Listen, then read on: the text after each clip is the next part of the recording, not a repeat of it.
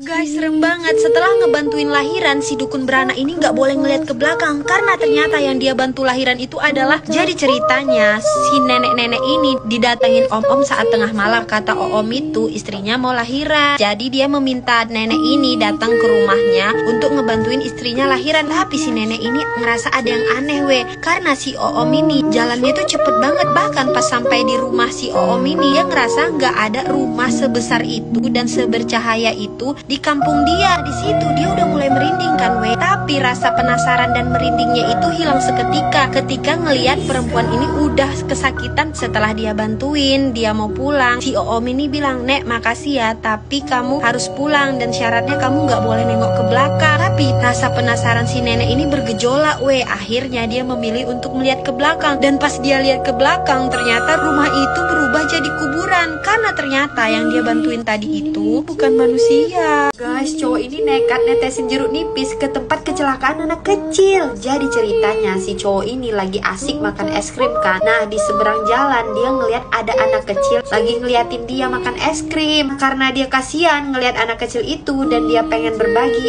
akhirnya dia tawarin anak itu es krimnya kan. Dan bener dong, anak itu mau. Dia samperin tuh, tapi si anak ini nyebrang gak lihat-lihat akhirnya anak kecil itu ditabrak dan meninggal dunia. Di situ si cowok itu langsung merasa bersalah kan, karena secara tidak langsung anak ini meninggal akibat perbuatan dia kan. Andai aja dia nggak nawarin es krim itu. Padahal sebenarnya mah ini takdir. Karena dihantui rasa bersalah, si cowok ini nekat tetesin jeruk nipis ke tempat anak itu kecelakaan Karena kata orang kalau misalnya kalian tetesin jeruk nipis ke tempat kecelakaan, kalian bakalan didatengin sama arwah tersebut. Bener malamnya dia didatangin sama anak kecil itu. Dia mau minta maaf kan, tapi ternyata anak ini part 2.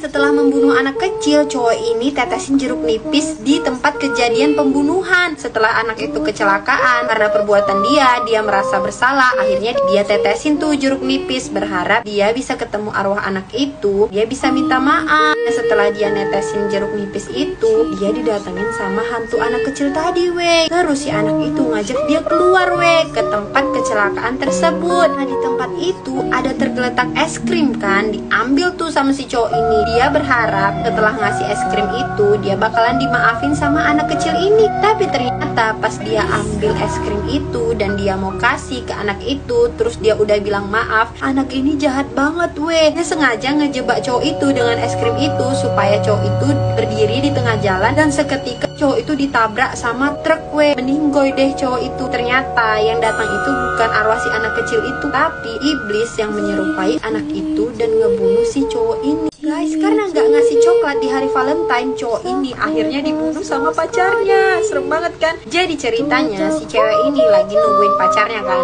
Dia udah berharap banget nih kalau cowoknya bakalan datang ngasih coklat karena ini hari Valentine. Ternyata pas cowoknya datang, cowoknya itu nggak ngasih apa-apa sama sekali. Dia itu nggak ingat sama sekali kalau ini tuh hari Valentine. Nah, si ceweknya di situ ngambek kan karena takut diputusin. Akhirnya si cowok itu beli coklat kan. Dia minta maaf ke pacarnya. Si cowok ini dikasih minum gitu kan. Nah, setelah dia habis minum minuman itu, tiba-tiba kepala cewek ini membesar gitu. Setelah kepala cewek itu membesar dan cowok itu kaget, tiba-tiba cowok itu pingsan karena ternyata minumannya udah dikasih obat gitu kan. Pas dia bangun, dia udah diikat dan si cewek ini bilang kalau ternyata selama ini dia itu pacaran cuman buat dikoleksi, tapi yang dikoleksinya itu kepalanya. Ini daftar cowok-cowok yang udah dia penggal kepalanya kan. Setelah ngomong gitu, dia penggal kepala cowok itu.